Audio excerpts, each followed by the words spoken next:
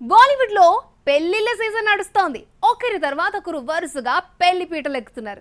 Recent గా పెళ్లి చేసుకుని బ్యాచులర్ లైఫ్ కి ఫుల్ స్టాప్ పెట్టింది తాప్సీ. ఇప్పుడు ఇదే లిస్ట్ లో చేరబోతోంది సోనాక్షి సిన్హా. బాయ్ ఫ్రెండ్ తో 7 అడుగులు వేసేందుకు రెడీ అవుతోంది.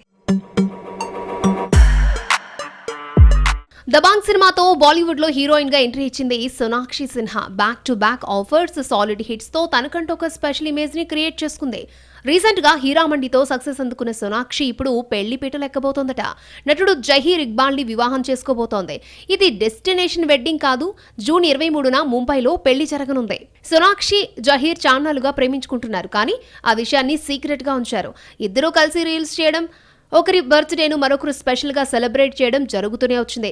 వీటిపై కొన్ని గాసిప్స్ వచ్చినా బయటపడలేదు. తాజాగా సోషల్ మీడియాలో తమ బంధాన్ని పరోక్షంగా బయటపెట్టారు. జూన్ 2న సోనాక్షి సిన్హా బర్త్డే సందర్భంగా ఒక స్పెషల్ పోస్ట్ ను షేర్ చేశాడు జహీర్. అప్పటి నుంచి వీరి పెళ్లి గురించే చర్చ మొదలైంది. ఇప్పుడు 3 ముళ్లతో ఒకటి కాబోతున్నారు. వీరి పెళ్లి ఇన్విటేషన్ ఇప్పటికే సిద్ధమైంది. ముంబైలోని బస్తియన్లో వీళ్ళ వివాహం అంగరంగ వైభవంగా జరగనుంది. మరి పెళ్లి తర్వాత ఈ బ్యూటీ తన కెరియర్ ని ఎంతవరకు కంటిన్యూ చేస్తుందో చూడాలి. భారీ బడ్జెట్ సినిమాలు థియేటర్లో ఫ్లాప్ అయినా ఓటీటీలో మాత్రం సందడి చేస్తాయి. వారం 10 రోజుల పాటు ఆడియన్స్ లో అటెన్షన్ ని పెంచుతాయి. కానీ బాలీవుడ్ లో రీసెంట్ గా వచ్చిన ఓ సినిమా 2 చోట్ల డిజాస్టర్ టాక్ ని తెచ్చుకుంది. పెట్టిన పెట్టుబడిలో సగం కూడా రాబట్టలేకపోయింది.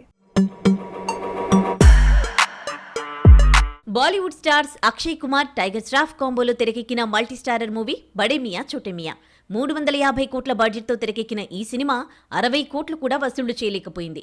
బాలీవుడ్లో అతిపెద్ద డిజాస్టర్గా రికార్డ్ క్రియేట్ చేసింది. ఓటీటీలో అయినా ఈ సినిమాకి కాస్త మంచి స్పందన వస్తుందని అంతా భావించారు. కానీ అక్కడ కూడా దారుణమైన ఫలితాన్నే అందుకుంది. నెట్ఫ్లిక్స్లో జూన్ 6 నుంచి బడే మియా చోటే మియా స్ట్రీమింగ్ అవుతోంది. వచ్చి 2 వారాలు గడుస్తున్నా ఎవ్వరూ ఈ సినిమా పట్టించుకోవడం లేదు. సాధారణంగా ఏ స్టార్ హీరో సినిమా విడుదలైనా కనీసం వారం లేదా 2 వారాల పాటు నెట్ఫ్లిక్స్లో టాప్ 10లో నిలవడం జరుగుతుంది. కానీ ఈ సినిమా టాప్ 20లో కూడా కనిపించడం లేదు. బిగ్ స్క్రీన్ పై అత్యంత దారుణమైన టాక్ రావడంతో ఓటీటీలో కూడా ఘోర పరాభవం ఎదుర్కోవాల్సి వస్తోంది.